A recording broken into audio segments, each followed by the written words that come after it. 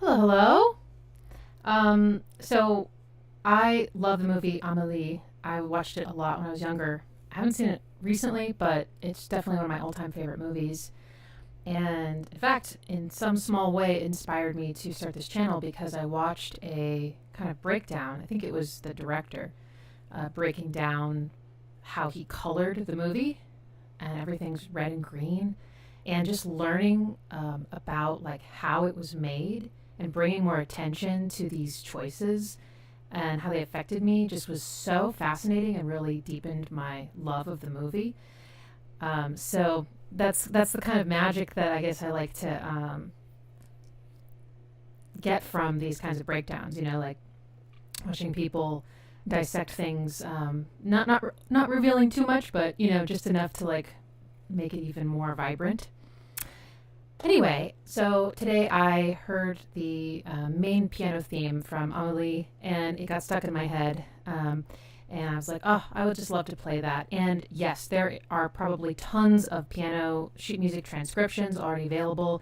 I'm a very slow sight reader, and I'm much quicker at picking things out by ear, so I'm going to just figure it out by ear and probably share some thoughts about how the chords and melodies are affecting me emotionally, and maybe there's some other music from the movie. I mean, I haven't watched it recently, but I remember a scene, and I remember loving the music in the scene, but I can't seem to remember the music. So we might poke around a little bit. And I just thought I would just go live and see who else likes this movie and wants to hang out with me while I figure this out. And I'm going to use my overhead camera, so as I figured out, you can watch my hands if you also play piano and you want to know how to play it, and you're also not a strong sight reader or don't know how to read sheet music. You can maybe learn a little bit while I go along. So I say hi to the chat. Sorry if the Massive Attack picture was on the thumbnail. That was just it's easy to duplicate live streams from past ones and save all the same settings, but sometimes you have to update the thumbnail multiple times before it actually takes. So that's what happened. Hexana, or Hexana, is a new patron. I'm glad you could join while you're working. Oh, after working. Probably better, right? Etienne, I'd never expected you to analyze Jan Tiersen. Oh. Stereo echo on voice. Oh. Okay. I will restart my software. I'll be right back. That usually seems to fix it. Okay. Is this better? Is this better? Are we all right? Check, check, check. Fixed. Okay. That's funny. The first time I started up the software today, all the vocals were on the left channel. So I restarted it and thought that'll fix it. And then it made the echo. It's like going through all the modes of ways to represent my voice. All right. Thanks for letting me know. Hey HF, what's up? Glad you're here. Sarcast, another wonderful patron. Jan Tiersen wrote mesmerizingly beautiful music. Yes. Hey Beguile, another patron. What's up?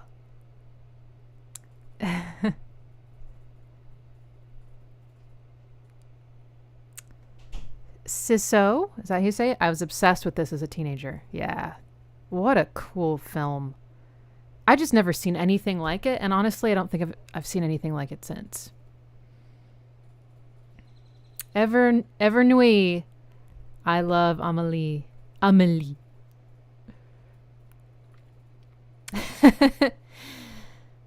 The garden gnome. Oh yeah, the garden gnome became part of a commercial, didn't it? Hi Bob. Hi Thomas. Hey Zach. Chokum. Higurashi. Well, thanks for hanging out with me. Hey, Renaud. Hey, Zolt. My friends are here. And if you're watching this on the replay, welcome. Okay, so I found the song, and I don't know how to speak French. So I'm very reticent to try to pronounce the name of the song. I think maybe a couple of you on here may speak French, so you can correct me. I'm going to guess it's called Comptine de autre été. What does that mean? Actually, we can use Google Translate.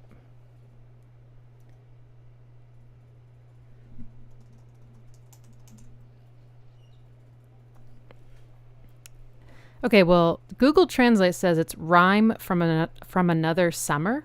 Is that anybody know? Etienne, it's pretty good. Okay, I mean, I'll take it.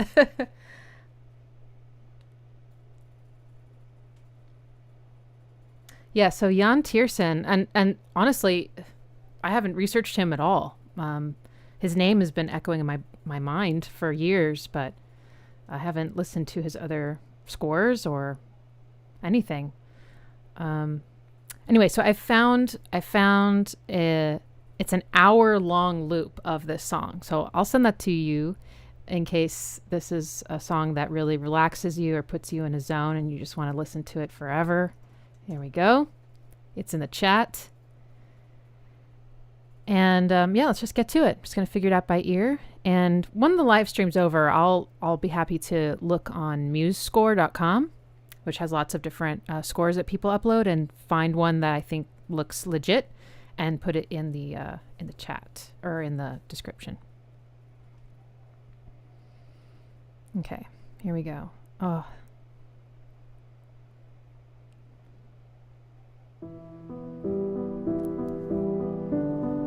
Ah, so nostalgic.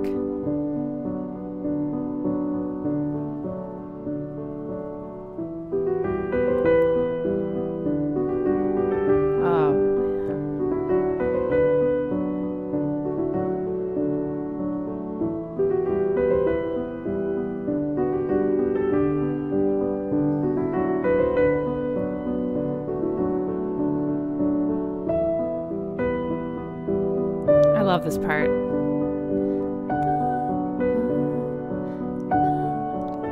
And then the harmonies.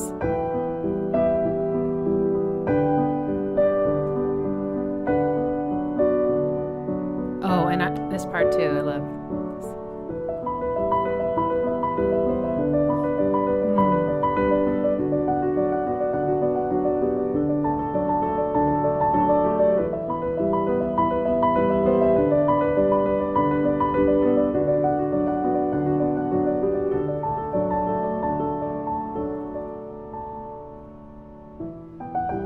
Okay, and then it starts over octave higher.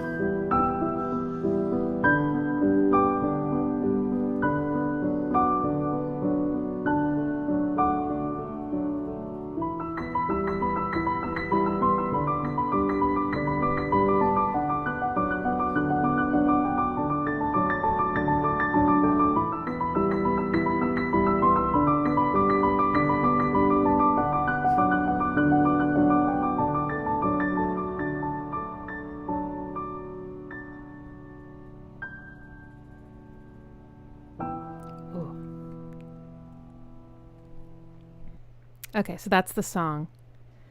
Oh, it's just so lovely. In a lot of ways, it's very simple, and I do not mean simplistic. I don't mean like basic. I don't mean bad. In fact, I would say in a lot of ways, the most like memorable, deeply like loved, especially like movie score themes are simple. It just like cuts through, you know? So what I heard is there are 4 chords and that loops over and over again. The left hand is playing the same thing to my first listen, the whole time. So if we just figure out that left hand, all that really happens is that there are, I guess, four different variations of the melody, essentially. It kind of introduces the main melody, and then there is an embellishment of that, a variation, and it's just sort of exploring the same four chords. So let's figure out the left hand first, which is nice because I think it starts just with that. Oh, and let me go ahead and switch to overhead here.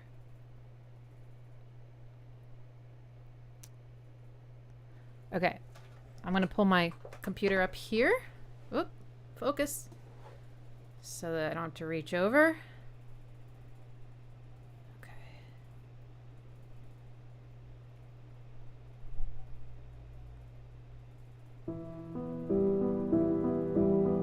Oh, that does sound like two hands for a second. So I'm hearing da da da da da da da da da da da.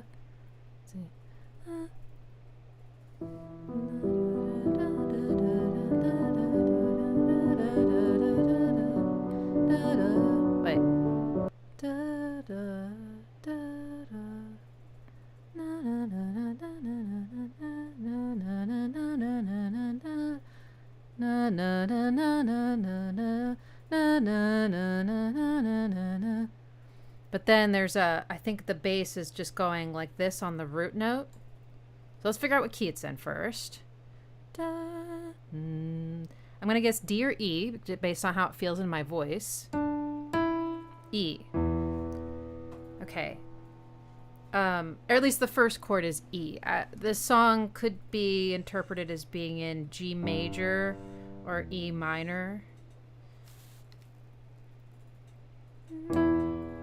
Okay, so let's see. So the how many sharps and flats are in E? I think it's, well, E major I think is just F sharp. But E minor is just F sharp.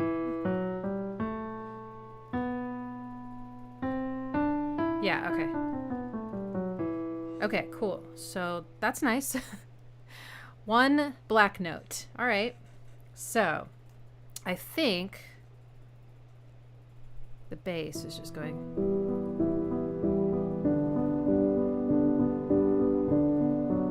Okay. Dun dun.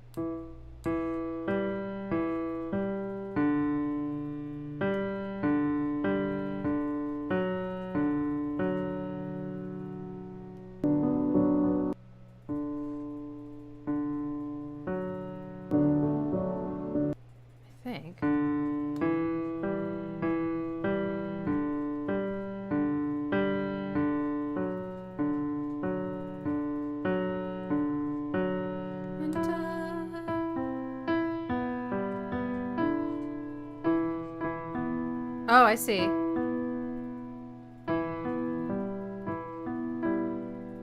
Mm-hmm.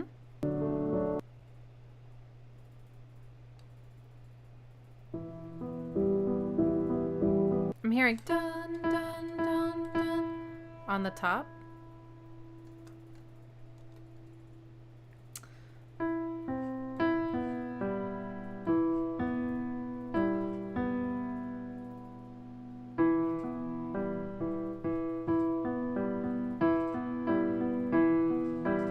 That might be what it's doing, but it's not really, it doesn't necessarily sound like this, or at least that's not how I was hearing it, but, oh, okay, this is cool. I don't know, I'm curious about how y'all hear this.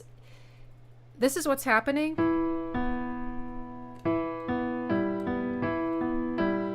But my ear always combined some of the notes in from the right hand into the left hand, so I thought it was going.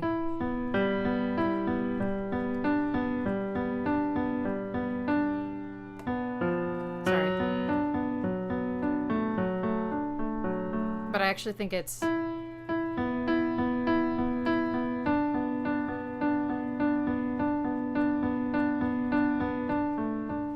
Which one did you hear? There's no right answer. It's just fun. So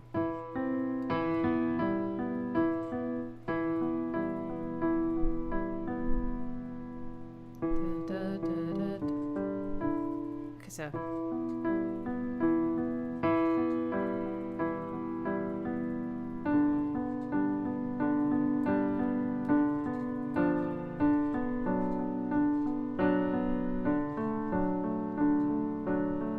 I believe that's it.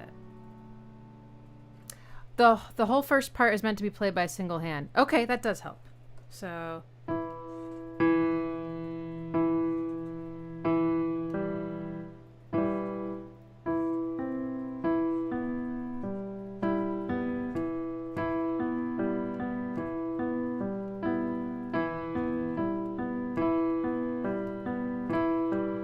So if you're a beginner, this might be a little bit much to coordinate at first, but with enough practice you can do anything. But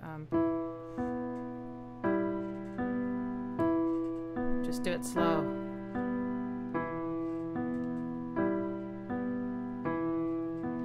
But if you are a beginner, you don't have to do this necessarily. You can probably once the melody comes in or the right hand comes in, you can probably just simplify this. You don't necessarily have to play all of the notes to get the right feeling. So we'll see how that goes.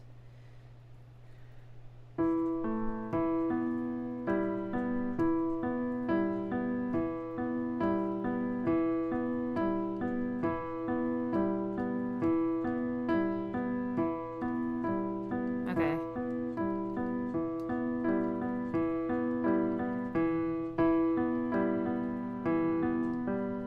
I'm trying to think about how I want to pedal this. My sustain pedal. You can't see that, but under here I've got my foot on a very creaky sustain pedal. I need to like grease it or something.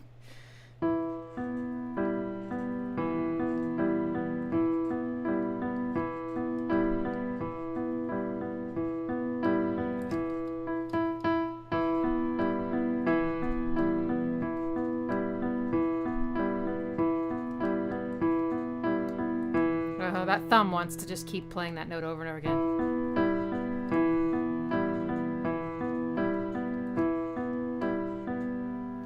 And the next chord, so that's an E minor chord. And the next one I think is a G chord, and I think it's inverted. I think it's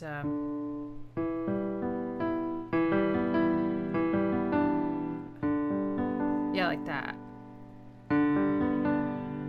So G, B, D, but there's a D down here instead of the G down here. That's a bit uncomfortable.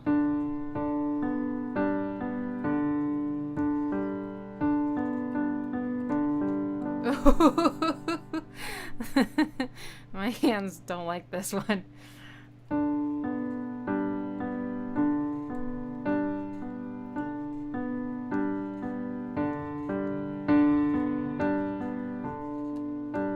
See, I kind of just, so if you're a beginner, you could probably just go ahead and leave off the top note and just go like or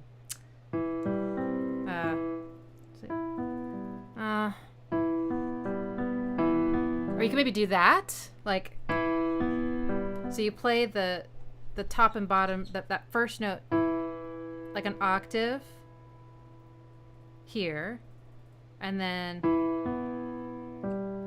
just da-da in the middle. That would definitely be like good enough, you know, and a lot easier. Okay, so where were we? So then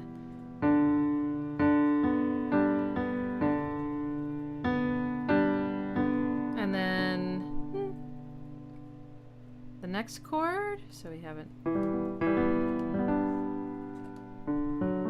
D major, or no, different chord first. Da, da, da.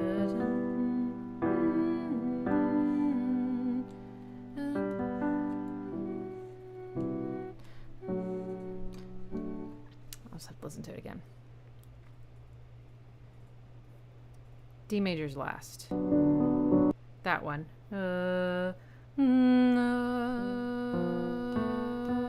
B minor. Okay. So him.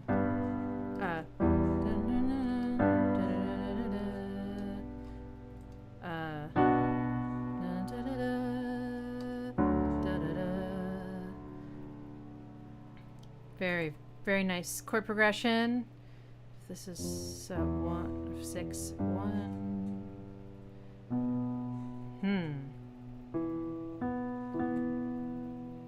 I'm not really going to analyze it that way right now. I just want to play it. I just want to revel in its beauty. Does my keyboard have weighted keys? Yes. One of them, or a couple of them, were not firing. I've spilled water on this because I'm a klutz, and sometimes weird things happen. So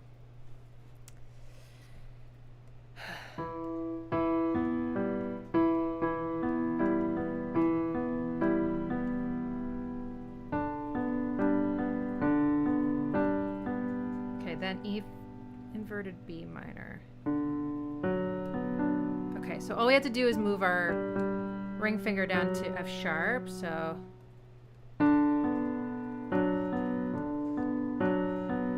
and then da.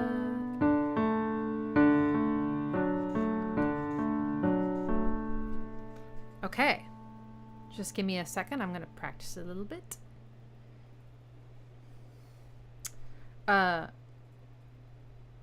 Oh, I got a cool comment here. Hey, Ixie, off topic, but I get to see 10 Years live tomorrow night. Thanks for introducing me to them. I have passed them on to friends and I appreciate it. Cool. That's awesome. Have a great time. I've been messaging with some of them on Instagram. They're so nice and humble, and I don't think they realize how incredible they are. But yeah, they're a really cool band. My analysis of their first studio album, The Autumn Effect, got blocked, which is a bummer because it's just one of my favorite albums of all time. All right.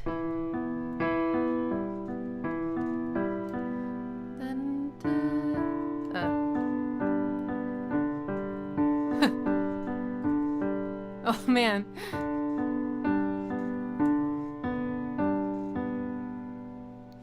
Then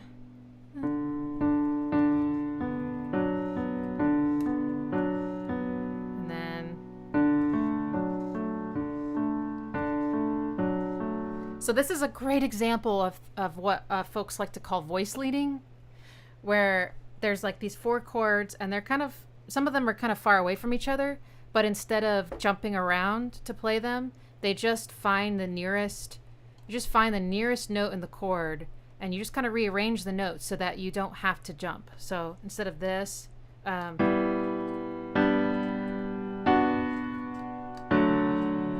it's like a lot of jumping. They went, and then up, duh, and then, see, it didn't have to move very much to get to that next chord. And then this one only moved this finger, and the next one only moved this finger. Very pretty. Yes, some of them are inversions. The first one's not. E on the bass. This one is. And then this one, is also an inversion, but then this one's not. So it's a mixture. Okay.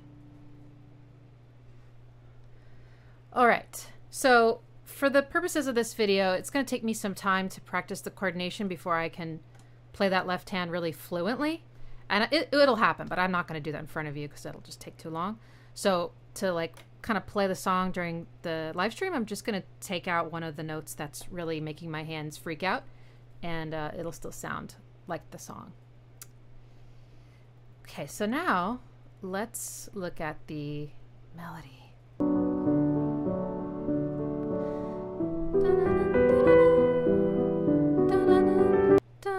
Okay, so there's one thing in there I just need to make sure I get right because I think I've been singing it wrong.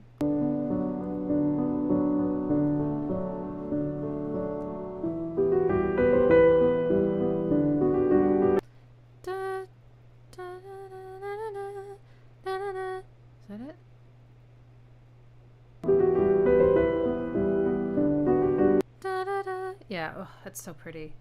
Okay, so.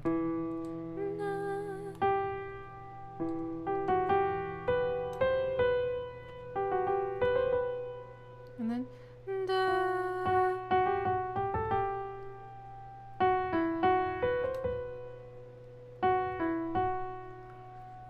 Without the left hand, that melody sounds a little different, doesn't it?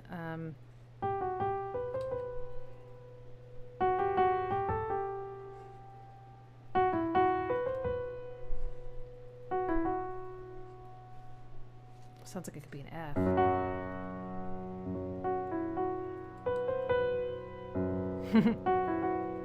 F. That's creepy. It's just a thought I had. All right.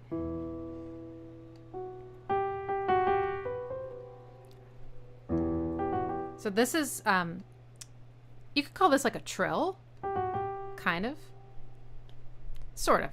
Trills are usually like faster, and this is like definitely like real notes being played, but it has that feeling, right, of like it sounds ornamental, right, like instead of just, and you got that nice little dud, and they both do that. Oh yeah.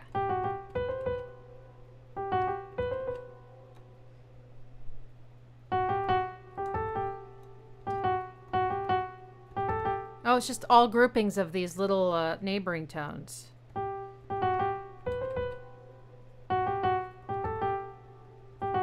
And then we gotta talk about that for a second. And then the pattern breaks here.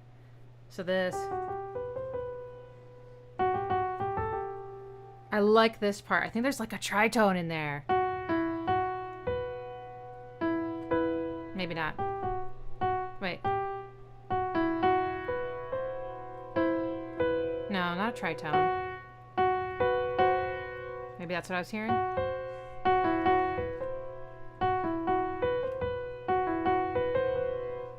With the chord underneath it, let's see, so.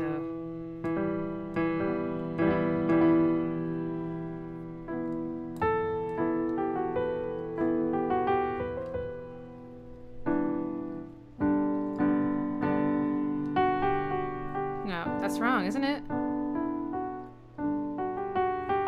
Oh no, that is it, okay.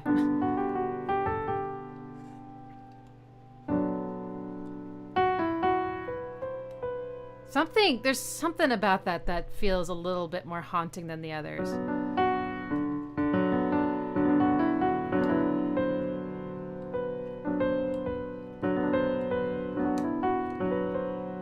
Yeah, I don't know. Oh yeah. I think it's the tritone. And then the da-da-da. It's very pretty. All right, let's see if I can put them together. I don't know.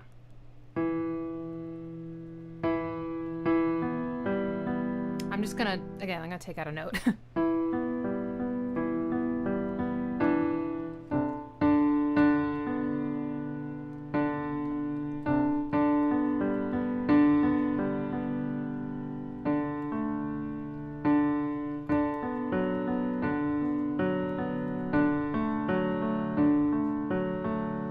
I still really don't have it. What if I just do?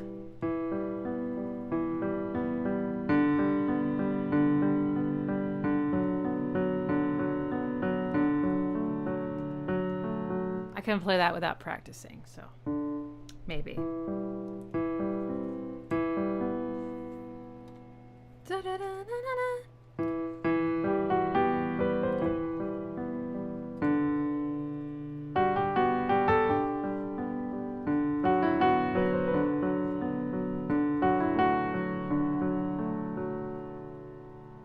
That last chord is really pretty, isn't it?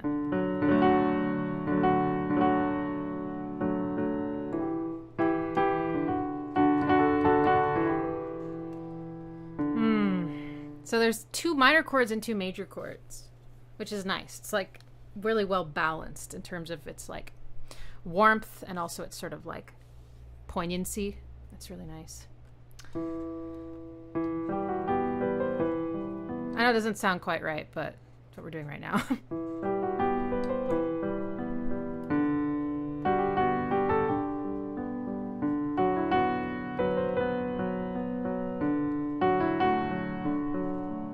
Okay, then it happens again.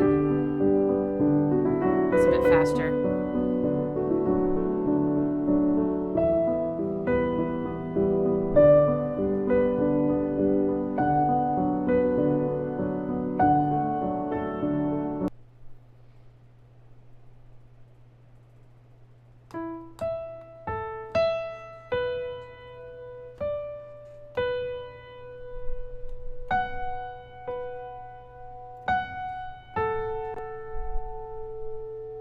Okay, so pretty. So now it's like slower and syncopated. No more little do-do-do-do-do-do's, right?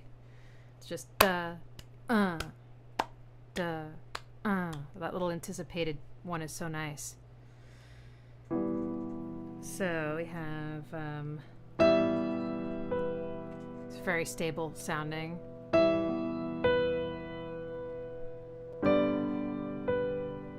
It's just playing notes in the chords. These two are in this chord, and then, but he only had to move one note over again.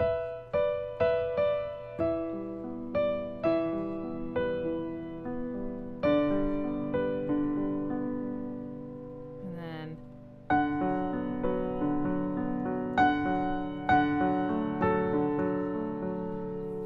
I love it when it reaches up though. That's so nice. Oh, sorry. So we had,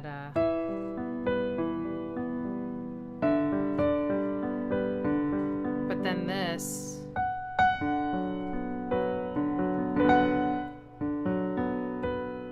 Yeah, so these notes are in this chord too, but there's something about going up to this note that's really like, oh. It's the fifth of that chord. I don't know, I just love it. And also this note didn't change, so there's that. This is always a B until the very last chord.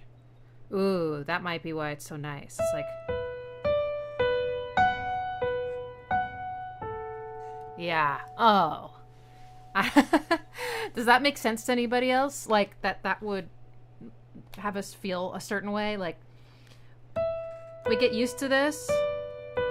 And everything is sort of a spring. This is a springboard for everything. And then the very last repetition, this note doesn't change, and then this one does. So there's like a role reversal. That's so pretty. And then the harmony.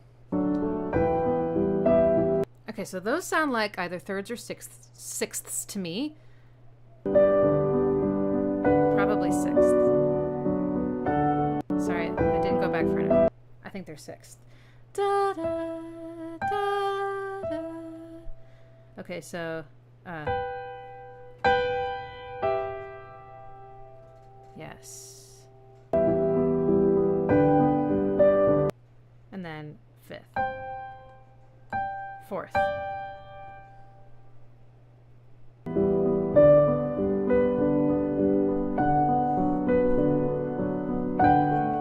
Sorry.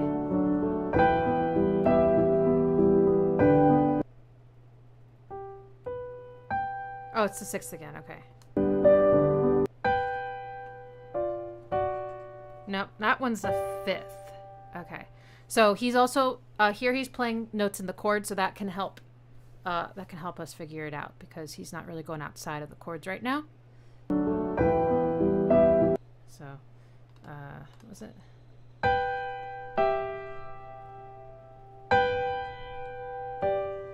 Like that.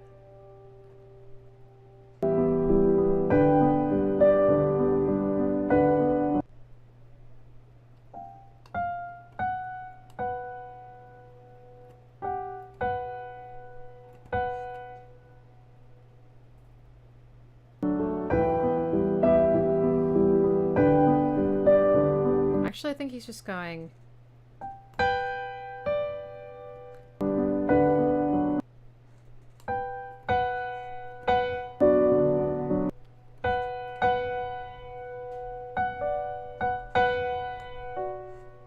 think he does that.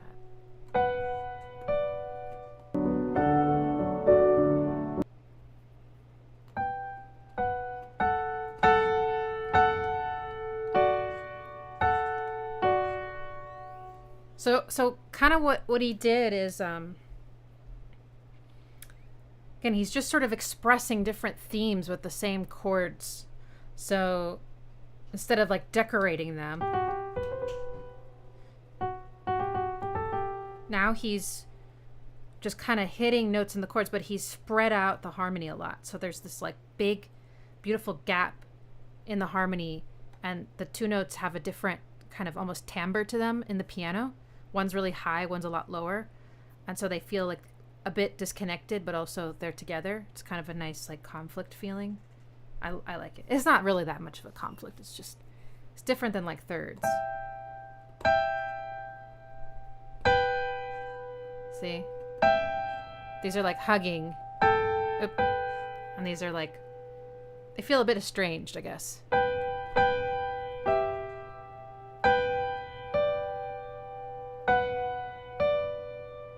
And then that. Okay, let's see. If I just put this sort of simplified left hand underneath it, we would have...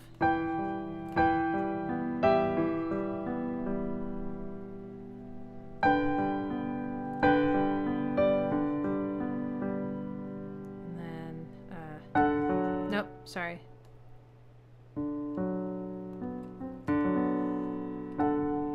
That doesn't seem right. There we go.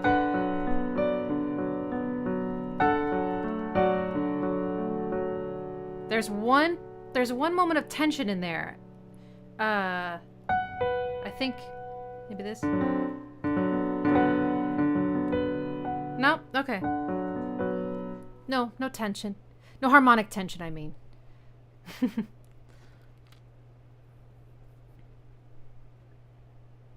Alexander, unrelated, but would you consider analyzing Studio Ghibli music? I would. I love Studio Ghibli films. Spirited Away is one of my favorite movies ever. But there's already a really fantastic composer named Nare Sol, Nahresol, who is analyzing Studio Ghibli music. So I'll put a link down here.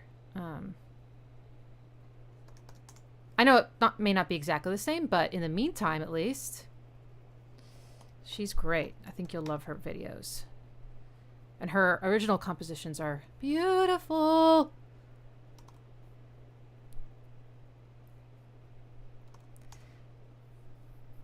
Okay, there's a link to Nare Sol. Definitely go check her out. Subscribe. She's wonderful. But yeah, I'll consider it. Probably something from Spirited Away, just because I love it so much. And there's a couple moments in that score that they're probably like considered the deep cuts of the score that really get to me. Okay. All right. So that was really nice. I love these beautiful big harmonies, and I love that syncopation. And then, okay. I'm trying to remember, when did this movie come out? Because either that, what he's doing up there influenced me, or my mom just played stuff like that, and so I started playing like that, but that just feels so familiar. Amélie. Like, I think I was doing stuff like that probably when I was a kid, and this came out in 2001. Okay, so I was already a teenager by then. I don't know, I just love it. It's just so pretty. So what it sounds like to me is root fifth octave, at least at the beginning, and just making small changes to it. So, dun, dun. Okay, it's not totally that, but it's those notes. Let's see.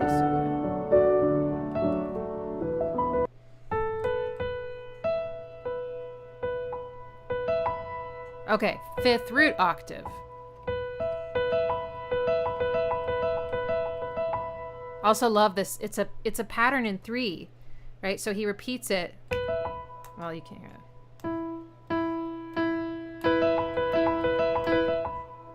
Sorry, there's a latency thing between my piano and what I hear, and it's it's not great for demonstrating rhythmic things like this, but 1, 2, 3, 1, 2, 3, 1, 2, 3, 1, 2, 3, 1, 2, 3, and 1 and 2. So it's like he adds a little note on at the end of it, just so it squares off and evens out to the same number of beats in the measure. But, and again, he's probably not even thinking about it this way. I mean, big disclaimer I should probably make at the beginning of all of my videos from now on is, I would say most people making music are not thinking about their music this way, and they're not thinking about music theory. They're just doing what they know and what feels right. Yeah, this is more of a like after the fact level of analysis. If you asked me to analyze my own music, it would be just as time consuming, because I would be like, I just did what sounded good, right? And I was not thinking about music theory. So so we just have to figure out how he ends that.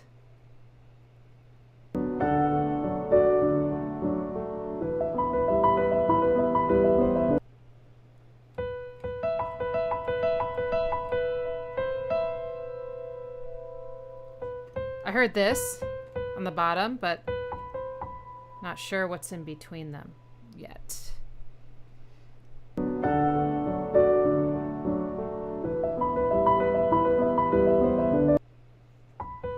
I think it's this. No, that's not right. Maybe it's...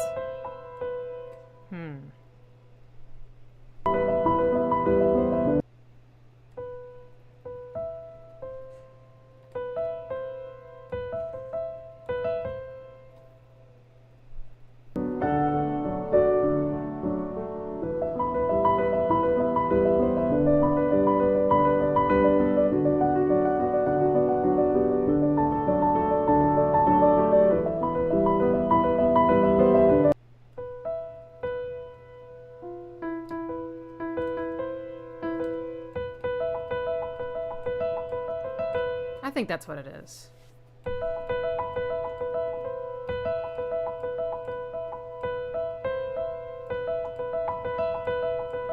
So if you're wanting to play this, right, we've got B, E, B, and then at the very end, we're going to do a little jump between C and B.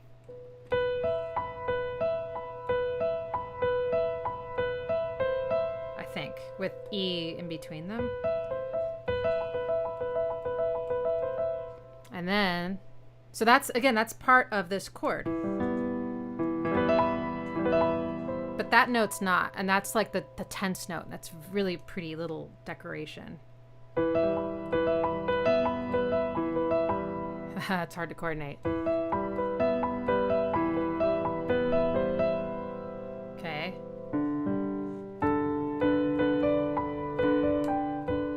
Let's see what happens next. Ah.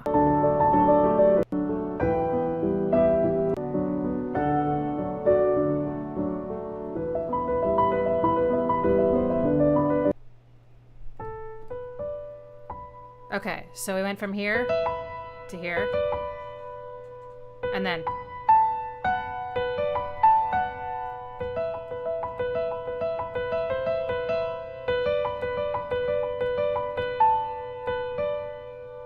let's see how he does that.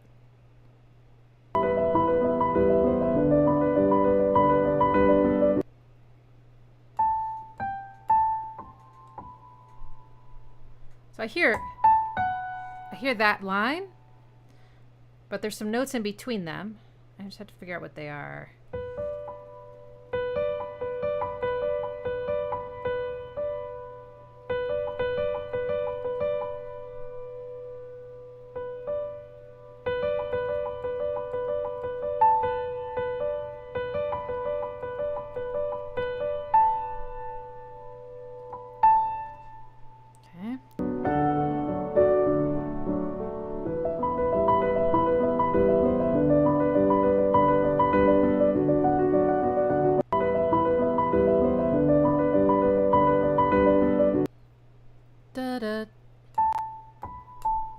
Oh. Da-da. Wait, was it down here?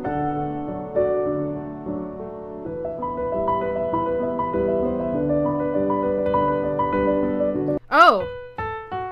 the line I'm hearing is not up here, it's down here. Da da da da da da. That range. Okay, so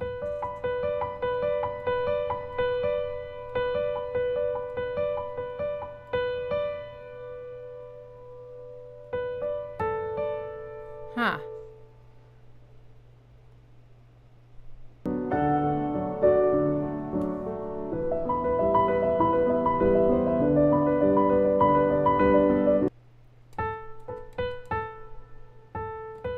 Maybe there isn't anything in between there. I don't know.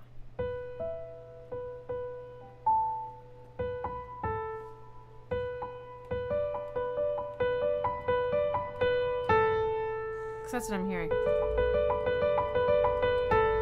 I just thought maybe there was a little, you know, little thing in between it.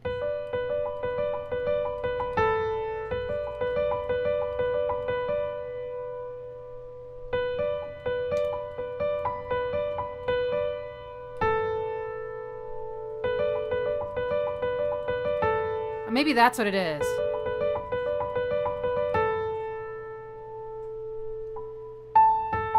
It could be this.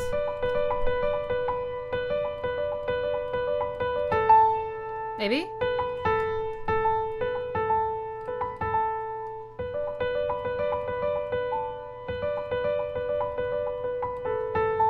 Don't do what I'm doing, which is trying to play it up tempo before I know how to play it. Okay, so could be that.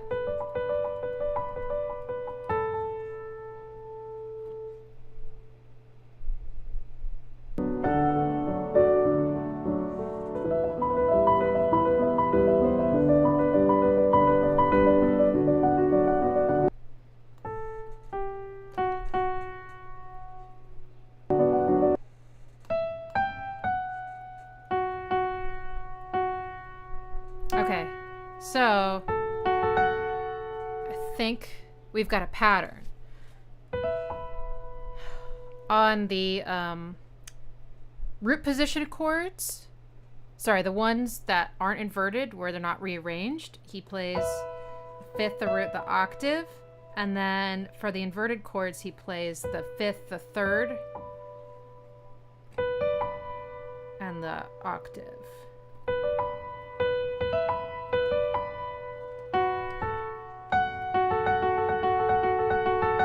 That, and then the D chord would be,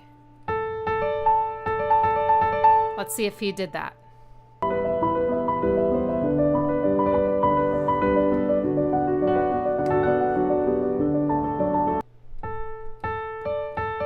Okay, definitely did it for that chord, but I feel like maybe I got that third one wrong.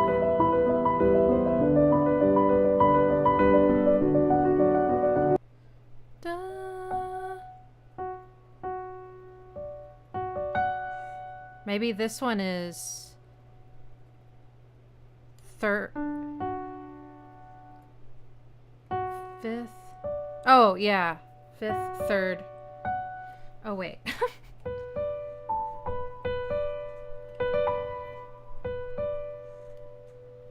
Is this?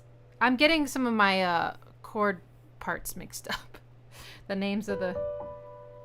This chord was a G chord, right? Wait. Oh, well, you know what? I don't really care. I just want to be able to play it. Okay. So.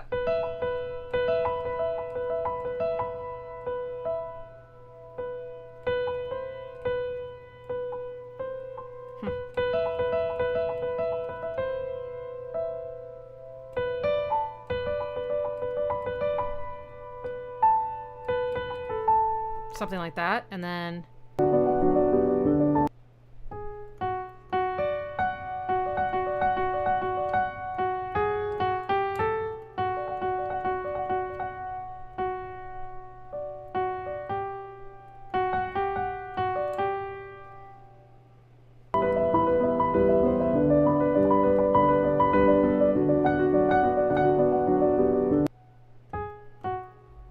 da da da.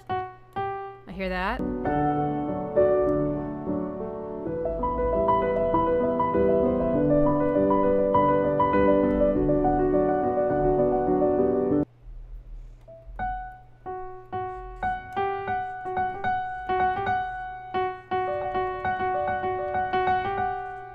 maybe?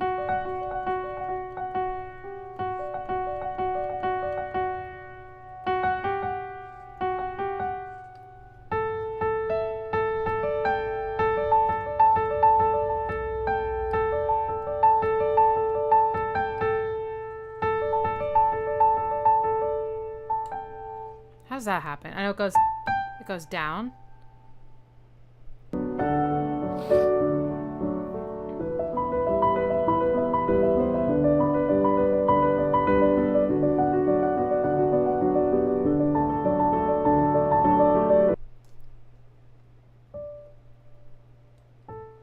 Oh, it's down here again. Huh.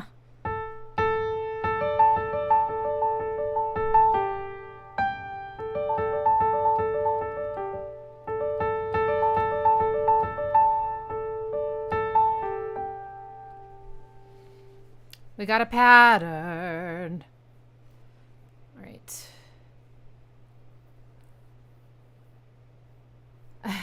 There's another D in between, says Christian. And Renat doesn't think the third one is minor like that? I believe it's a B minor chord.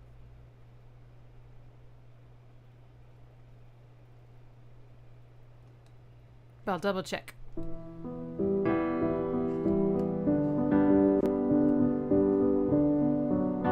Yeah. It is, but maybe you're saying you don't think it goes like this?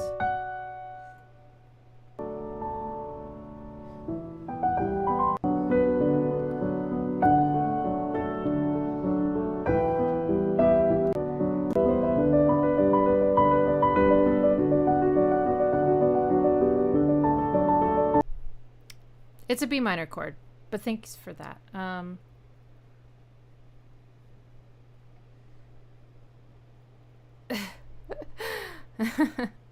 Oh, piano. This happens to me a lot where I'm like, I think this piece is simple. And then I sit down and I'm like, well, compositionally, but, you know, there's maybe a little bit more going on than meets the ear initially.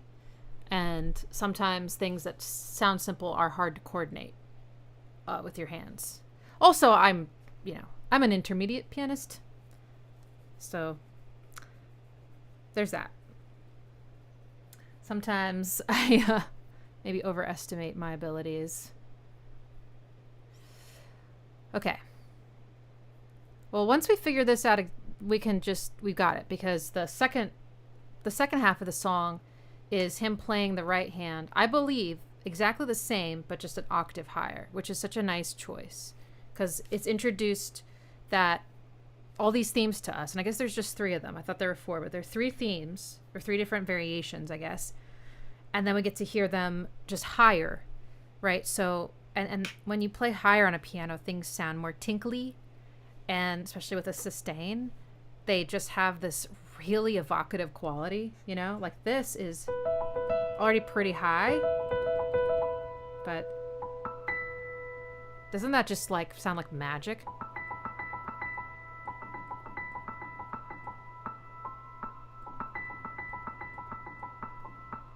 Is it?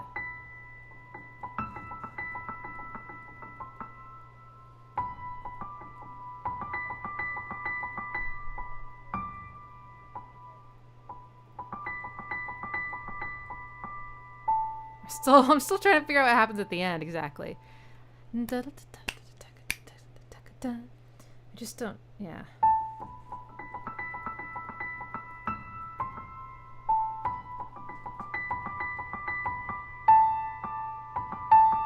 Maybe it just goes up to the D. Not. Isn't that just so pretty though? I mean, you could almost play anything up there and it would just like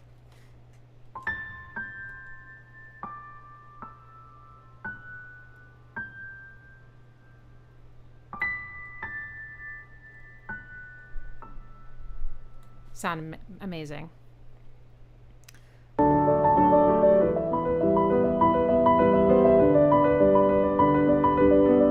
Okay, I think now that I've heard, so it goes, and then you don't hear that again. So that would go.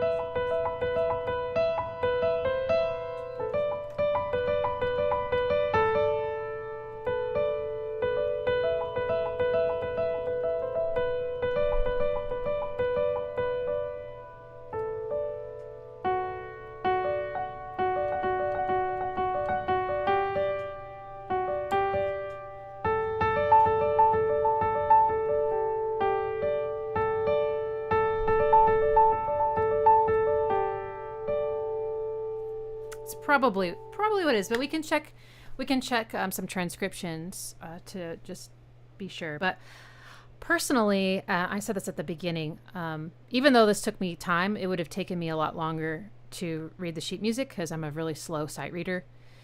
And I also find learning things by ear first, or at least getting in the ballpark, so much more enjoyable, and like it just helps me connect to the song, you know, and like get it into my body in the way that I hear it, instead of, I'm just not good at reading sheet music is the thing. I'm not saying it's bad to read sheet music or that people can't read it and then like play the piece with a lot of emotion, but I can't. So that is just super, super pretty. And yeah, it's nice and simple. So if I want to play this piece more fluently, I need to practice. I need to practice this.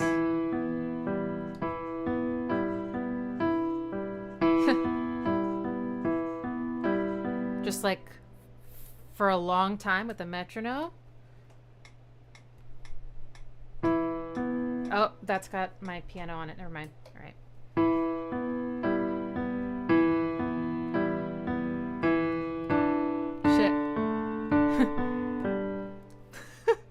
Okay.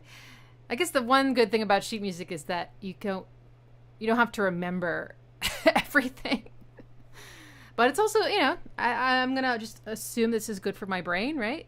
To be, you know, actively trying to remember things. And then the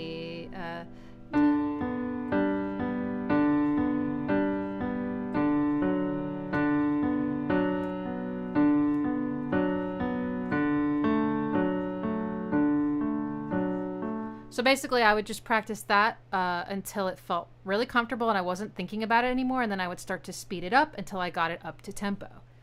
And for the right hand, I think the right hand for me is mostly going to be, I think this part I need to practice to get the fluency in my thumb. And just remember how these...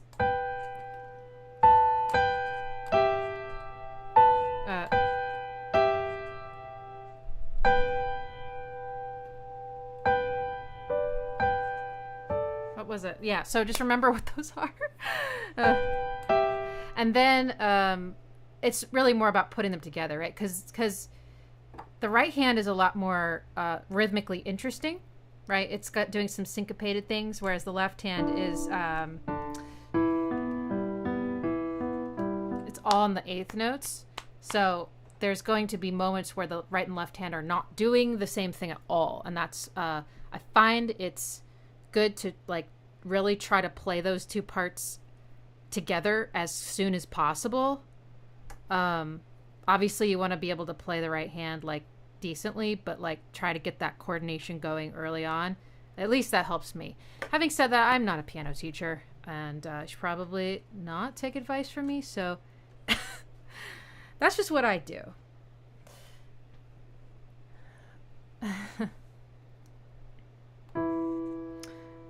But yeah, that's really pretty. And if you're a beginner on the left hand, you can do like a simpler version. It won't be exactly the same, but it'll still be the same chords. You could just go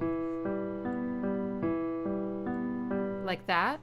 And that way you'll be able to play the song a lot sooner. And then the only danger is if you want to learn how to play the left hand as it really is, you'll have to unlearn that. So I guess it depends on your goals, right?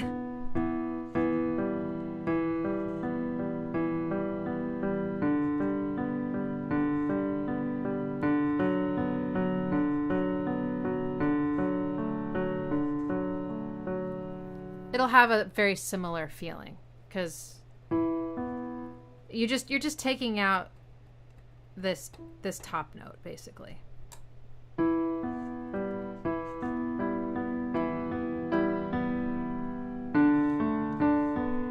Which is a lot of it just makes it a lot harder. not only is it harder to coordinate, but your hand has to stay in an octave stretch the whole time.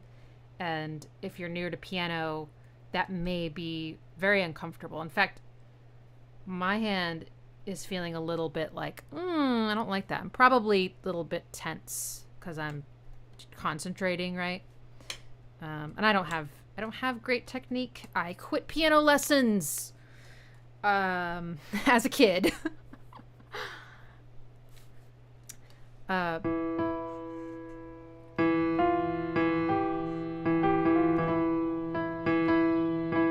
It's not actually so much the octave stretch, although for some people that might feel really big. It depends on how big your hand is too, but also like you're not just playing octaves. You're moving your inner fingers too while you keep your hand. So I think that's what's giving me a workout, is this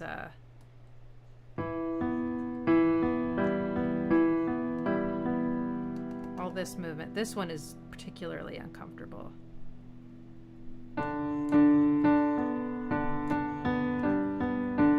Like that, my hand hates this so much. This is horrible.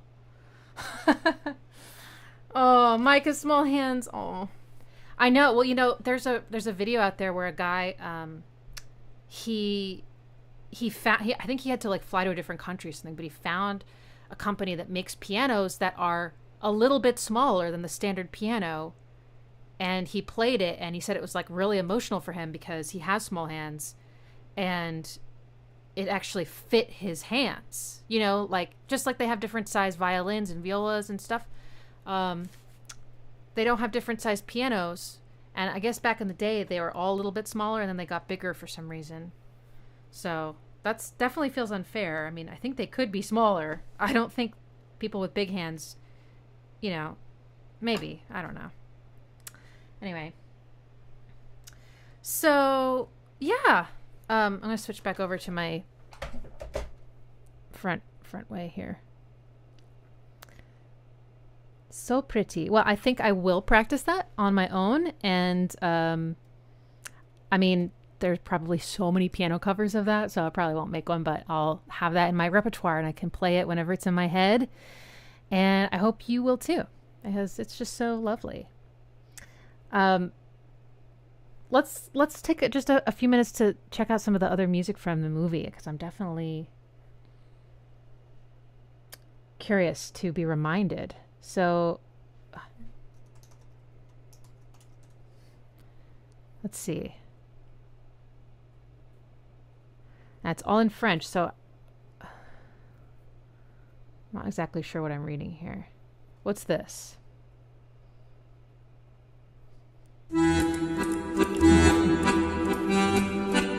This is when they zoom in on her holding the teacup, or at least that's what they put it with on this video. I don't know if that's actually happens. There's no dialogue yet.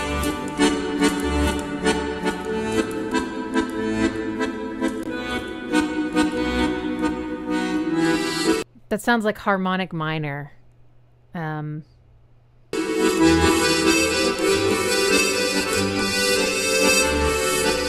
Oh.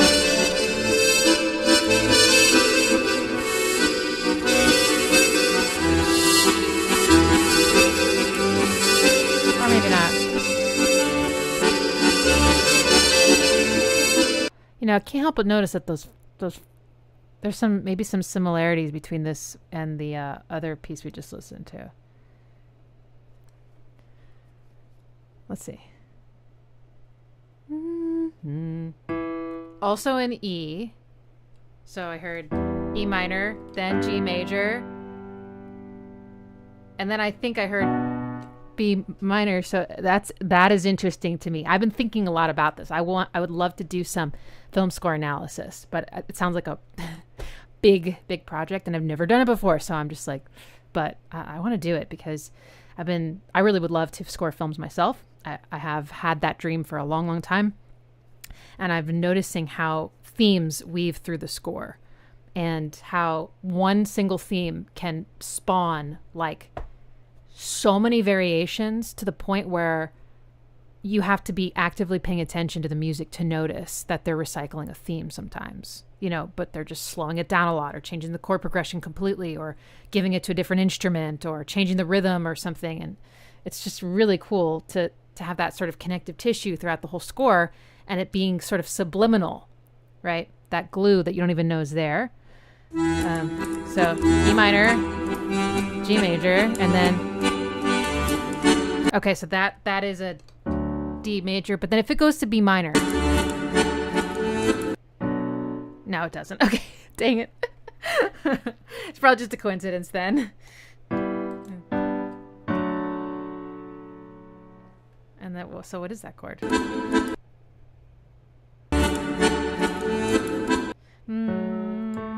A minor, B major, but they're in the same key. That is interesting.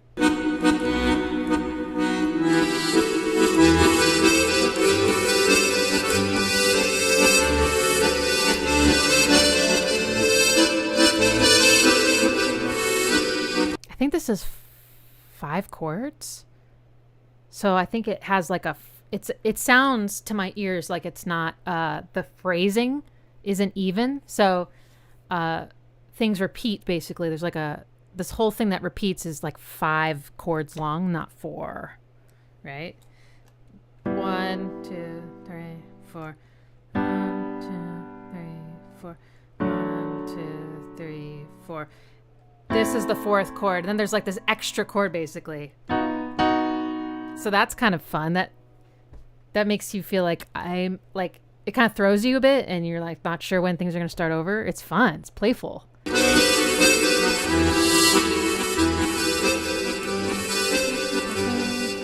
There's also some cool thing going on rhythmically where you got ba ba ba ba ba ba da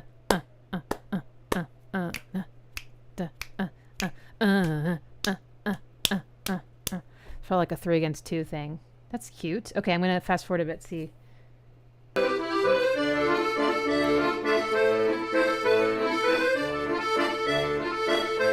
Oh.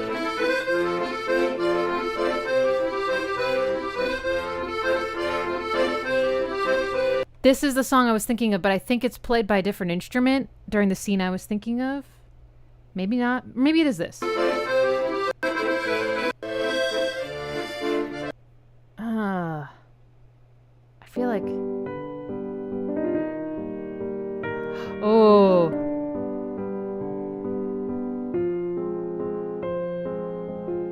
This one's really pretty too.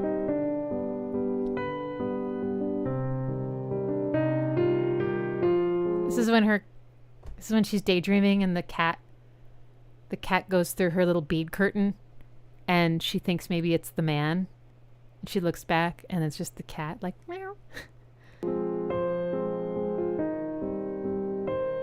This one might be easier for beginners to play. Let me see if I can find the beginning of this one.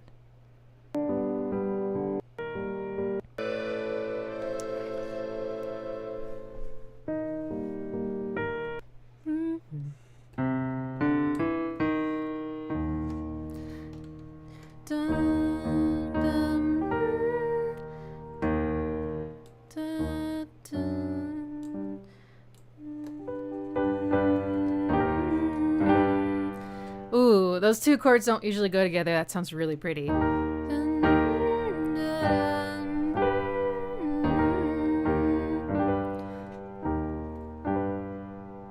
I love. It's E flat major and then G major. And then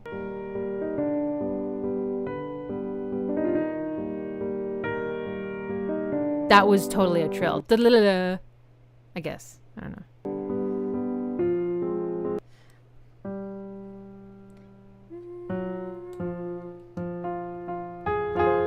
F minor. And then C minor. And then probably G major. And then back to oh, C minor. Okay. So and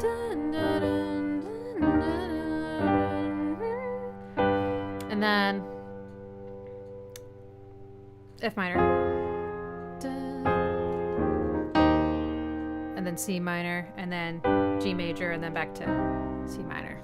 That was very pretty and very strange. I like this.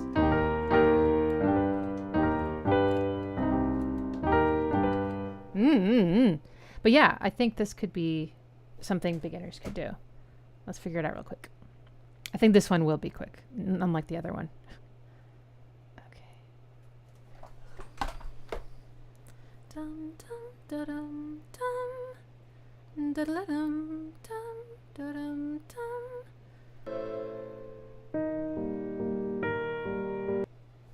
I should never say things like that. It'll be quick and easy. It probably won't be.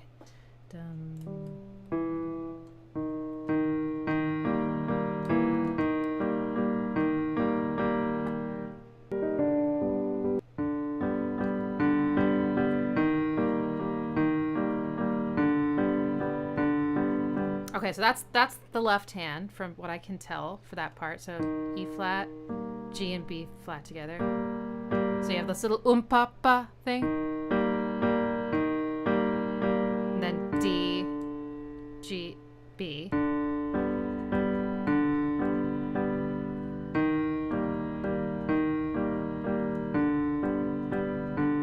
And check this out. This note goes up to here just by a little half step, and this note stays the same, but this one goes down a half step. So there's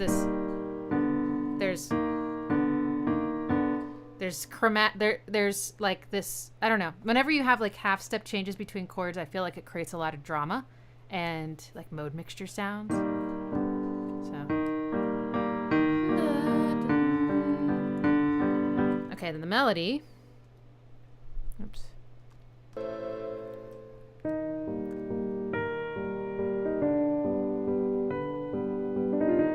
So he's just accentuating that. See, he knows what's up. He's literally doing just what I was showing you, that movement of these two notes. So he's like, he's accentuating the weird change that happens between the chords. It's so pretty. And then if you're a beginner, you don't necessarily have to do this trill. You could just go like that or something. But this is really fun. It's probably not as hard as it looks either.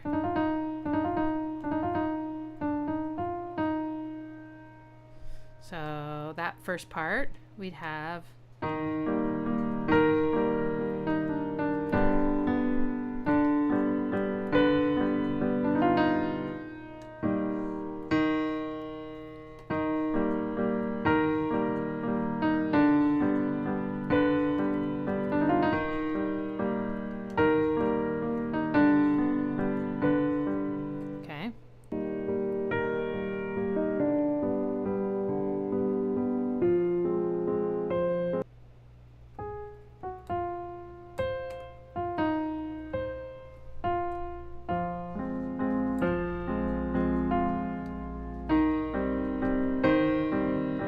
so that part goes, the left hand goes F, A flat, C. Then you just reach down to the E flat and then hit, well, I guess I need to make sure I'm right about this.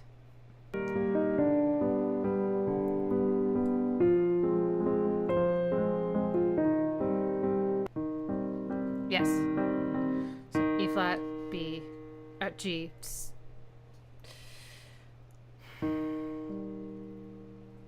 Yeah, E flat, G, C, right. And on the right hand, F, C, the little da-da down to E flat, stay on C on the top, so.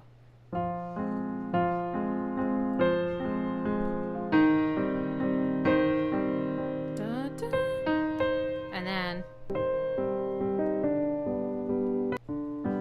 back to this. This is a G chord, but it's just inverted. So,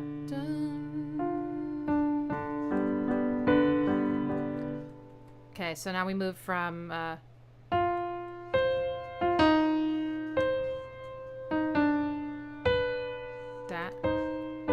called sixths, and they're beautiful.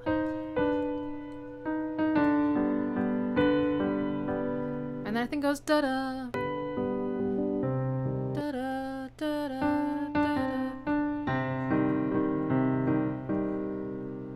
Yes. I think anyone can play that if you just take it slow. Learn the left hand first, I would say, and then practice the right hand, and then just try to get them together as soon as you can, and do it slow. So pretty. It's very gentle.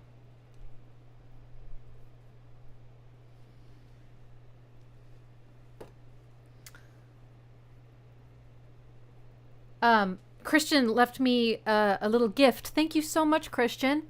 Hey, Ixie, ever considered analyzing Mike Oldfield's 70s instrumental albums like Tubular Bells, Hergest Ridge, or Omadon? Sure you'd love it.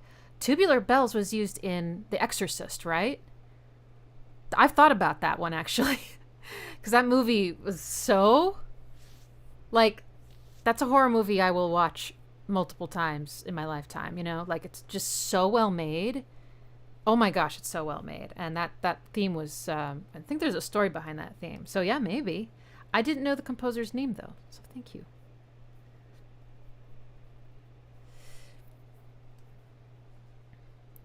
Okay, let's see. This theme, though... I want to find the, like, different instrumentation of this accordion. Hey, I wish Mark was here. So I have a patron named Mark Galvin, and he plays the accordion, and you can find him on Instagram. And I think maybe he also posts on YouTube. I should find him.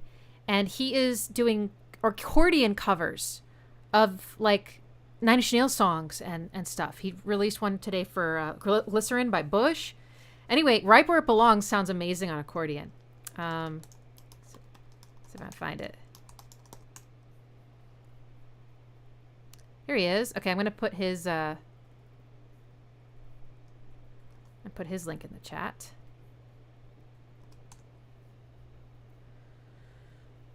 Okay. So yeah, I just would love to find the scene where...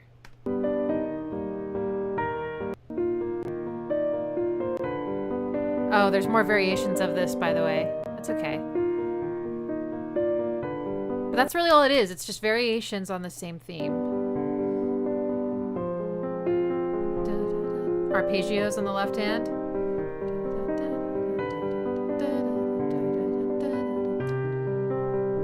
Like...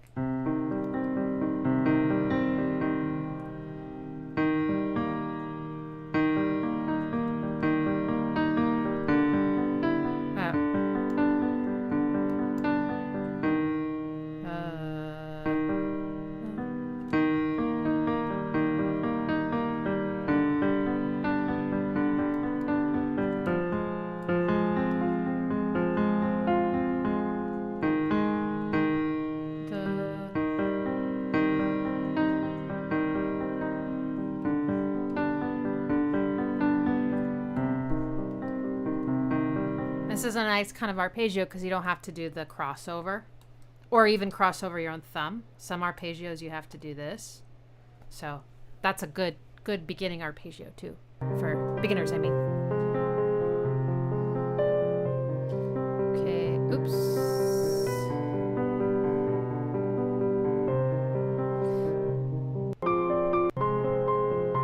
Oh yeah. And that sounds like he's just taken the same melody, kind of, and he's just accentuating it by going between octaves, maybe. Dun.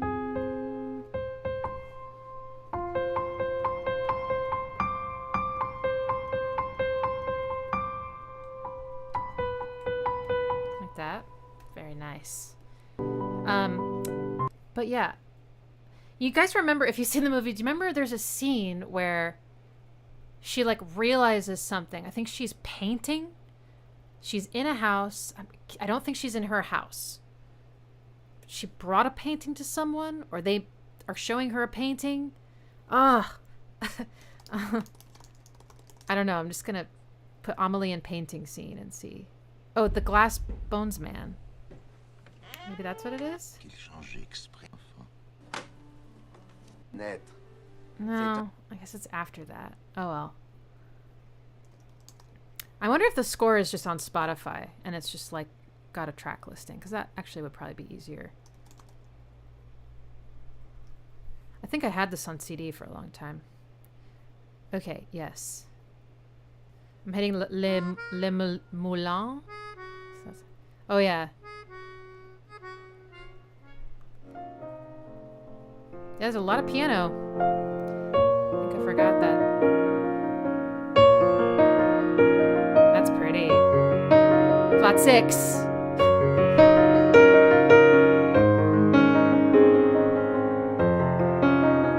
From just the short time that we've spent doing a kind of a little exploration of this score, it sounds like, and I haven't heard, to my knowledge, any of other Jan Tiersen scores, but he's typically playing in the same scale, harmonic minor, and he is, which has a very, I don't know, in this case it sounds kind of romantic, but also kind of, yeah, like bittersweet, and he's mostly decorating like, you know, a sequence of like 4 chords or so.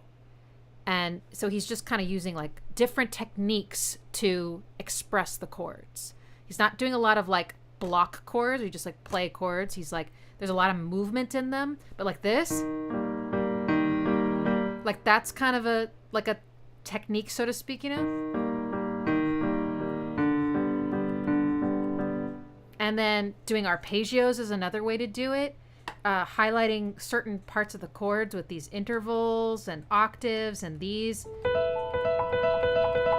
I don't know, but it's all just basically giving more ornamentation to some basic chords. It's amazing what you can do with just some really beautiful chords. So let's see what this is. Oh yeah.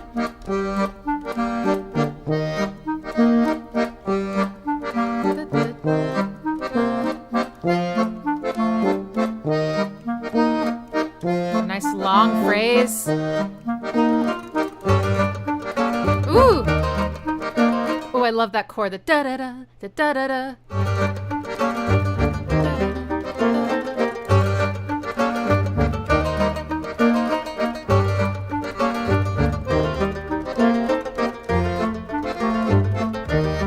Little clarinet in there too. Boop boop boop.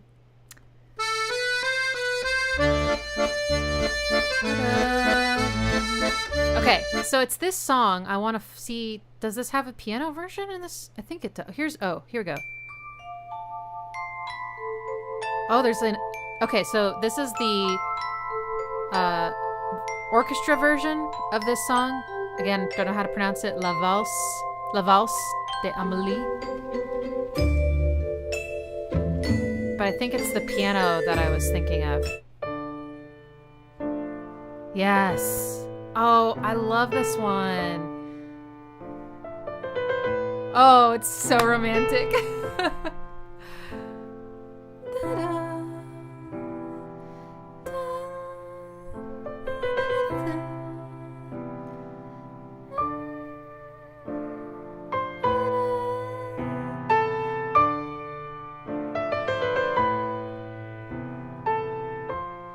Oh man, I love this one. Ugh. So it sounds like a theme that he's just repeating over. So we got 2 chords going back and forth. Then we got 2 different chords. And he kind of takes this theme and then just transposes it in a way, very musically, not necessarily literally, to the second set of chords. So it's like just a repetition of the theme. So it's a D minor chord to a, I'm going to guess, A minor. Yep. So this would be like a 1-4-1-4-4-1-4-1 kind of progression if you use Roman numerals.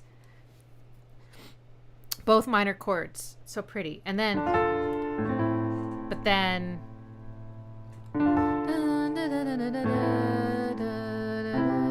nope. okay, then it goes to F major to C major, which is also 4 to 1 in C major. So that's what it kind of sounds like.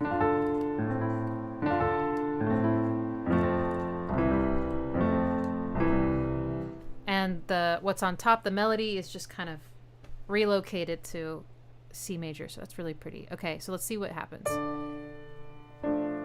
Okay, so it's like a dum. What'd I say it was? D? Nope.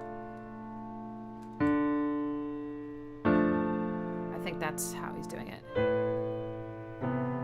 Okay, and that second chord has some juicy tension in it. So I think it goes. And then there's like this.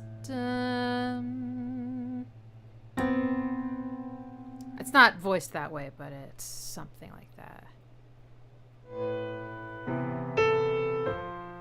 I can't seem to go back to the beginning of the song. Won't let me. It's weird. Okay.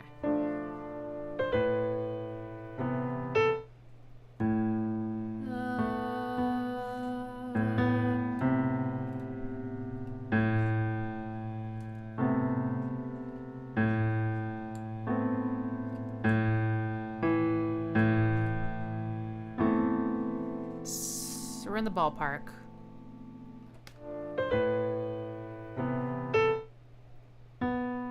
Definitely hear that one.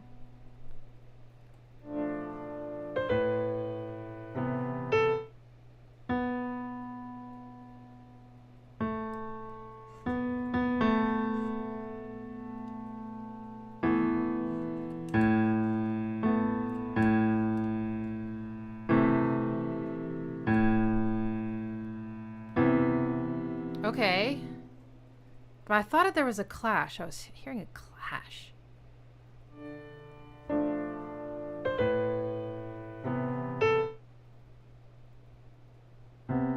Okay, I definitely hear this. Maybe that's the clash I'm hearing.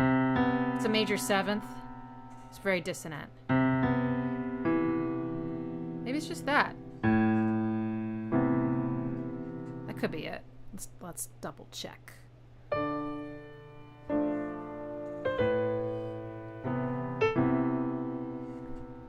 I think that's it. My piano sounds a little different than his, so that's just a slight.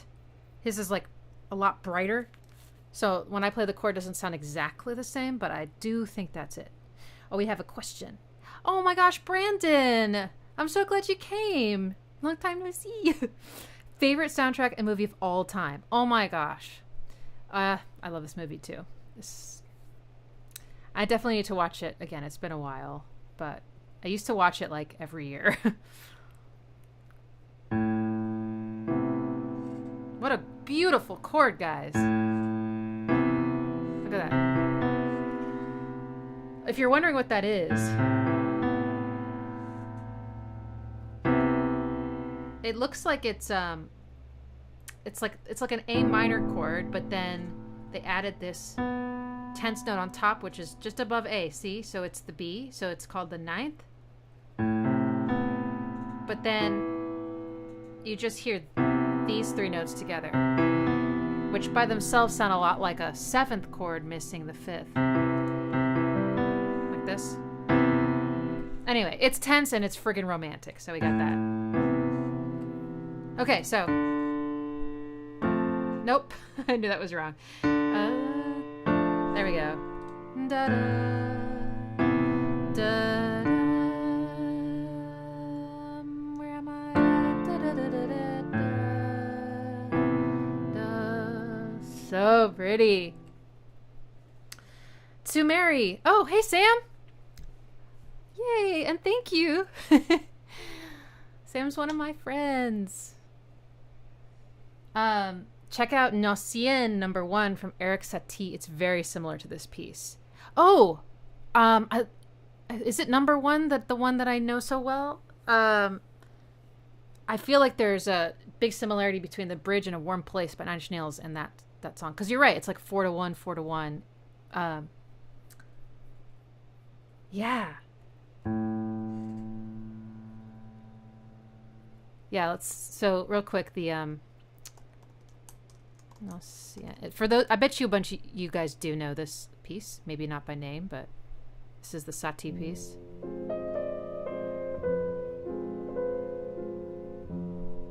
Okay, I think I was thinking of number 3.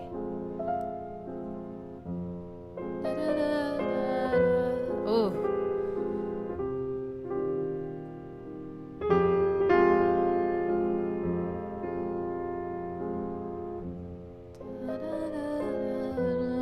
That's super tense. Yeah, definitely Satie influenced this song and the score. Yeah. Oh! I forgot about that part. I love that part.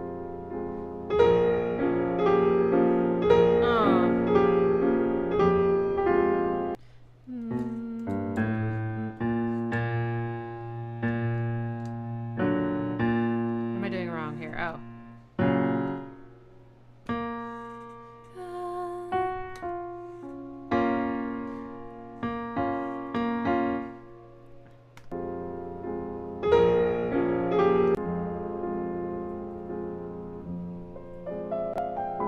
Oh, I skipped it.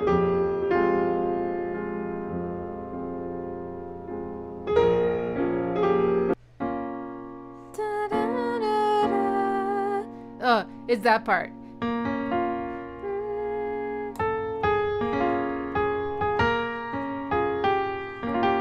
Okay, Sam, do you know the name of this chord? Because I find it all over the place. I love it, and I don't know what to call it.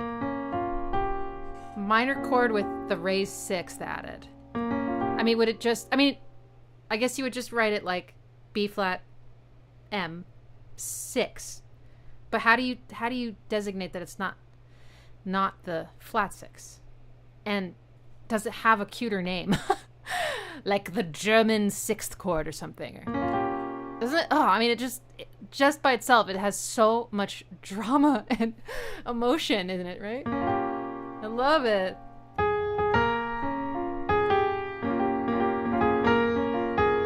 All that tension, and then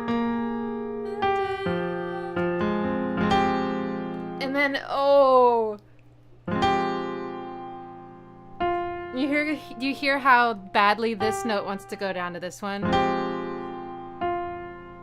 And he just leans on that. Oh, good little detour. Thank you. Love it.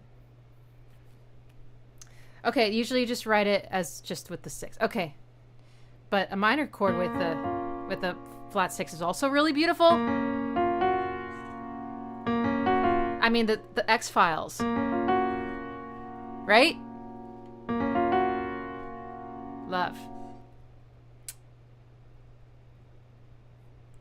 We call that the dreamy chord. Hey, Fat and Sweaty Sauce, Eddie. What's up? Also a recent patron. Okay. But yes, back to this piece. So...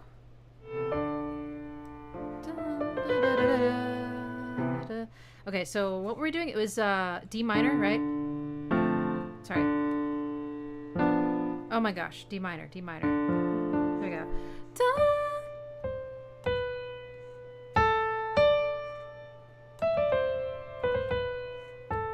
Right? Doesn't it also feel like he's really pulling the tempo? I would call this rubato. It just feels like it's like he's dragging it every time and then kind of rushing it in certain places, like with the little da-da-da-da. So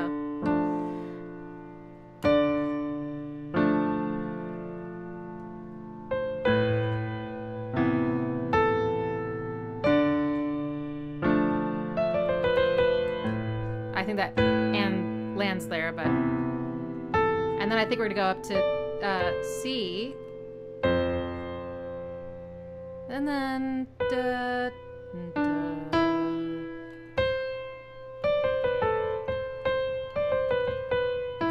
Let's figure out what those chords are.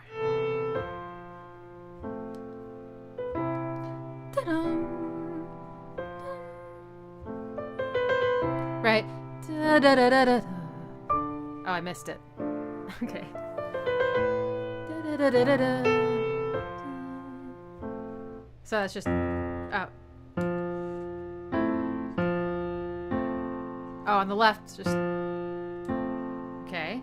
Just an F major chord. That one sounds so Satie-like. It sounds like a 7th chord. Is he just doing that?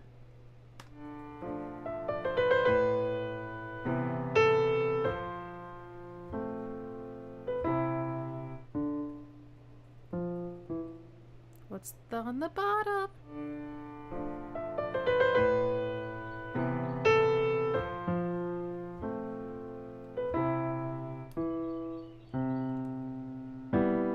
I think that's what he's doing. That's what I think.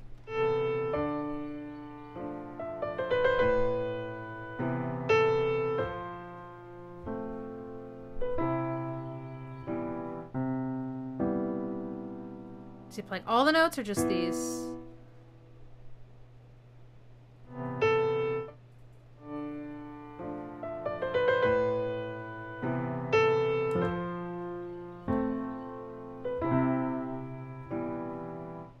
I think it's all of them. Okay. Pretty major 7th chord.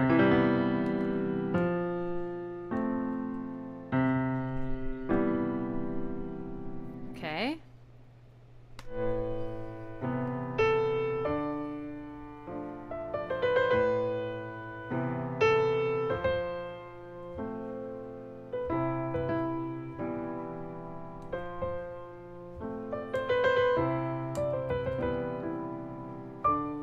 Okay, then we get...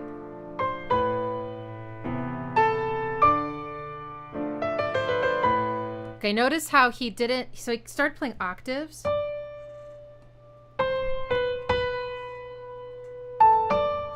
But then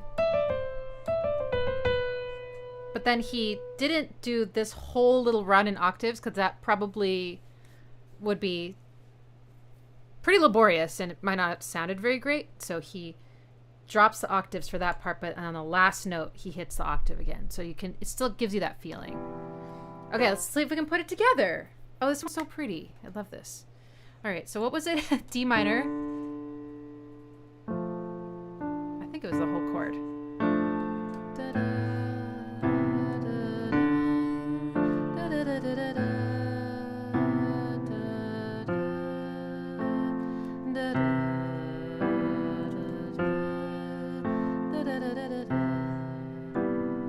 Okay. Oops. Oh, that was pretty. I like that. It's probably like a 9th chord or something. Anytime I'm like, oops, I made a mistake and I liked it, it's usually a 9th chord.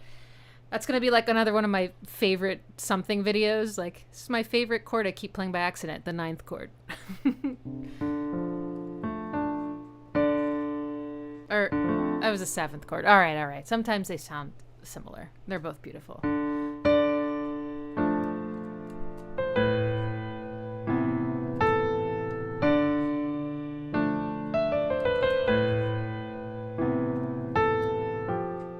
Oops. That is a 9th.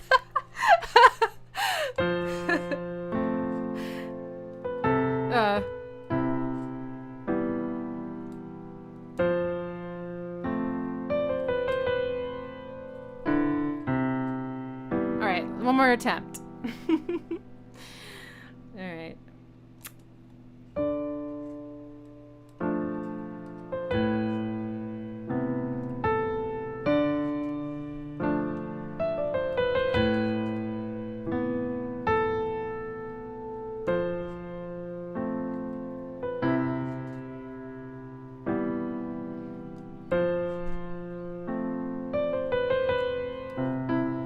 Much better. But yes, practice, practice. And then the...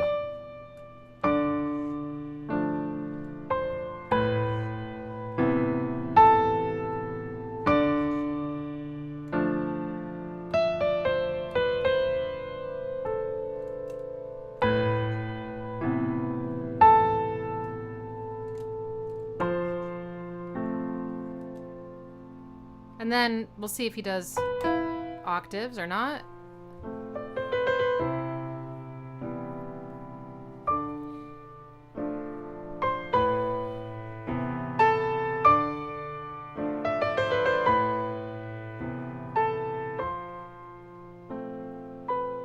Yes, but he kind of pulls that back, so it's not like I keep thinking it is. It's so. Oh, forgot which part. Oh.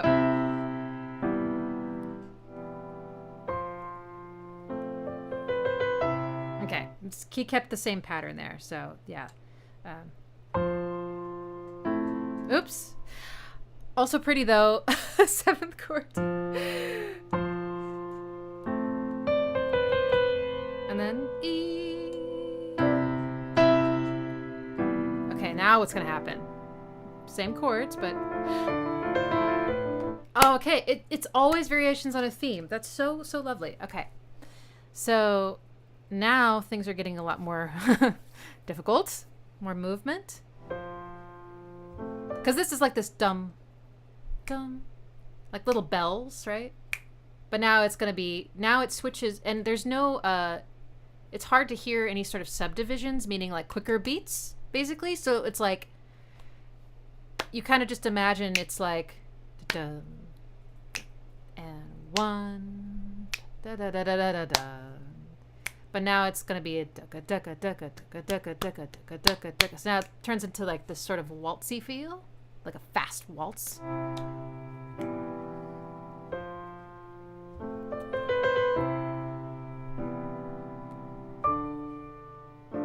Oops, I went back too far.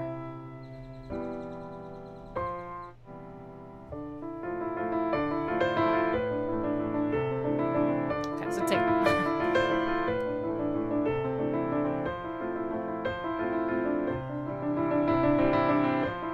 Pretty.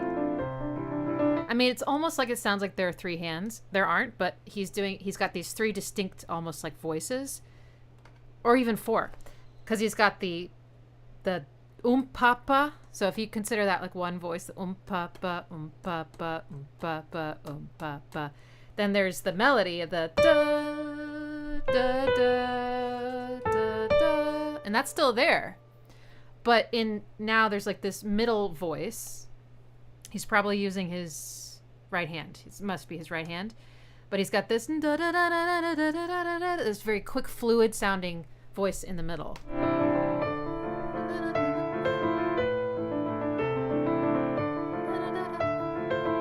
It's beautiful. Oof. I love that.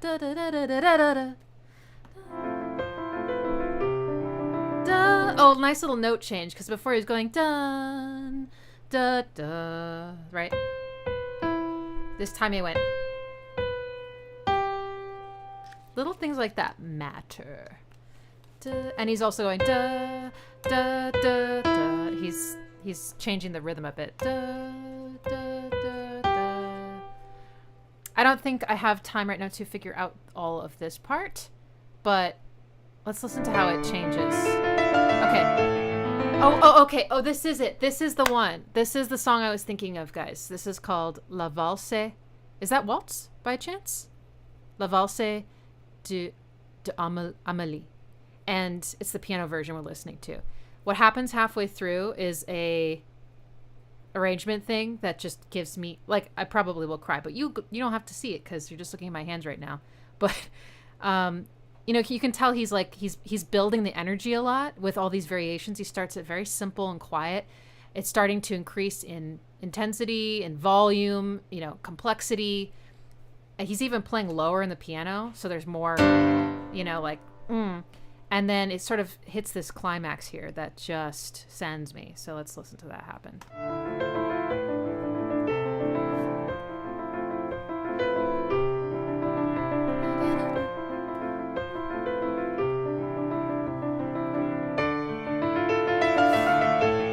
Oh. This part. Oh.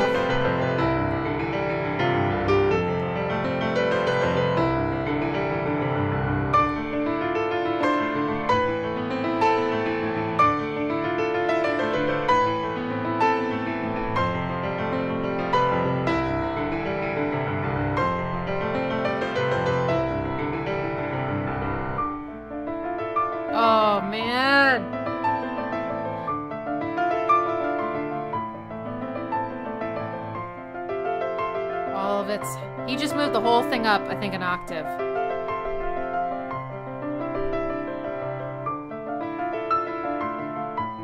Dun, da, da. Little variation. Instead of just... Now he hits this higher note. Oh, so pretty. Oh, and the interplay between the two hands here is just so beautiful. Listen to how close they get. They're practically... Ugh.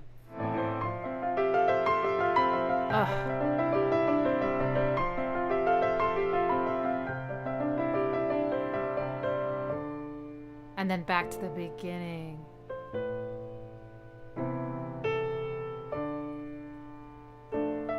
But I think it's higher? Maybe? Maybe not. Oh yeah, and then he leaves you on this unresolved feeling. At least it felt unresolved to me, because we're so used to hearing it go from the D minor to the A, D to A, and then to the F to the C, which would feel more like an ending, so to speak. But oh man, that's so okay. So I think I figured out why that part makes me so emotional. It's a few things. So the first chord he plays is the D minor chord, but I think he's adding a ninth in there. So that would be like this note.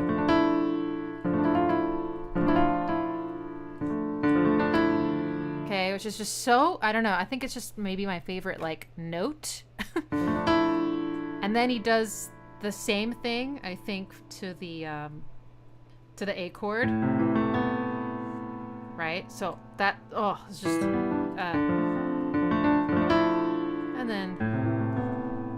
and then he did it again, I think, on the F major chord.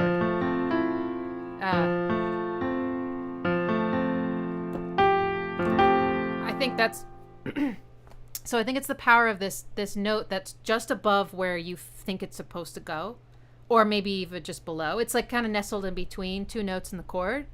So it just has this incredible amount of tension, but it just always sounds so freaking beautiful. On a minor chord or a major chord, or any chord really. Add ninths to your chords. Okay, so let's see if we can hear that again. So this still sounds sweet. Okay. Yeah, there's definitely a ninth in there. Da, da, da, da, da, da. So he's maybe... Da, da, da, I don't know. And then I heard it. I heard the ninth. I heard it. I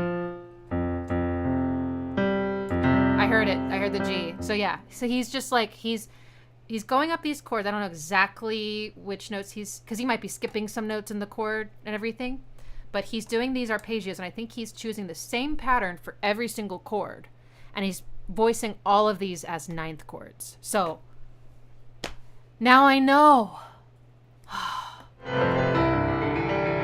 Because that one's a ninth chord too. They're all ninth chords. And just how beautiful is it to have this like minor sound, the you know, and then the major version of that. I don't know, guys. It's just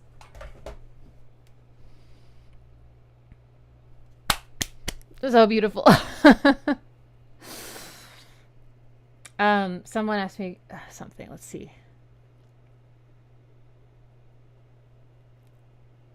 Renee. Oh, thanks, Renee. We're headed towards soundtracks like Philip Glass's The Hours, Howard Shore's Crash, and Ryuichi Sakamoto's Tacones Lejanos. Okay, I am familiar with some Philip Glass, but not by name. Howard Shore, I know I need to listen to more of his scores. Big time, because there is a Howard Shore chord, right? And I think at least what's the movie he did? I'm trying to remember now. So in one of the Downward Spiral videos I did, I found buried in the Downward Spiral title track, there is a sample of strings playing this one chord. like right before the Downward Spiral song like kicks in, there's this swelling chord, and it's sampled from a Howard Shore score. And then someone said, oh, that's the Howard Shore chord. So anyway, I need to listen to more, but I have not heard of this last composer. Wow.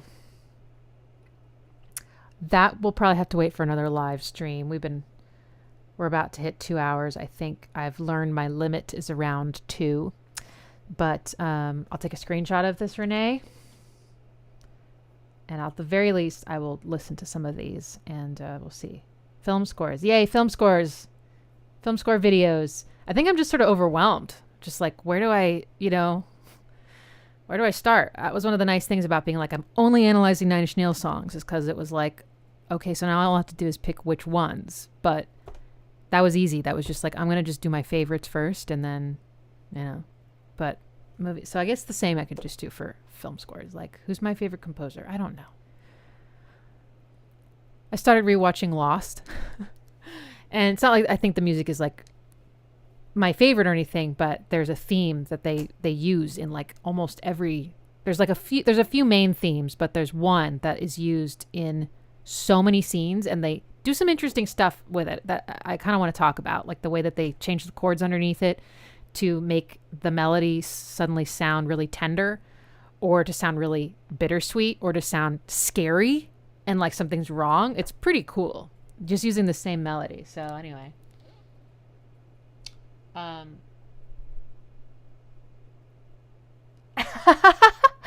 Sarcast, the greatest and worst thing is when you have an oops while writing a song and the oops is so much more interesting and better than what you were doing.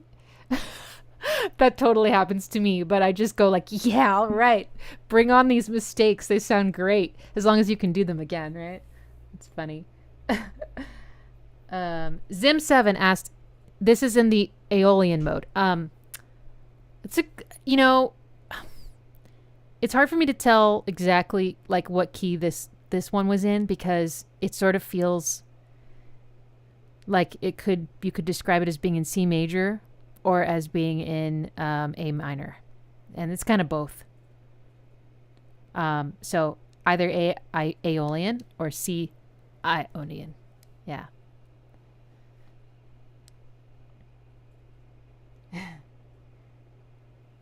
Borodant, as fortunate for you to stream, I've just discovered your video on April 14th. Love your stuff. Thank you. Yeah, I made a video about that Aphex Twin piano piece. Well, it was programmed into a disclavier. I'm never going to get that right. And I did it sort of on a whim. I was like, I really love this piece. It's really beautiful. Not super familiar with his music. But it's April 15th today, and I feel like it would be fun, and it was sort of one of those videos that, like I did in a whole day. Usually my videos take me like weeks, and it's like the algorithm ate it up, and now like all these people are seeing it, and I'm like, oh, it's not my best video, but that's okay. I'm glad you're here. Thank you.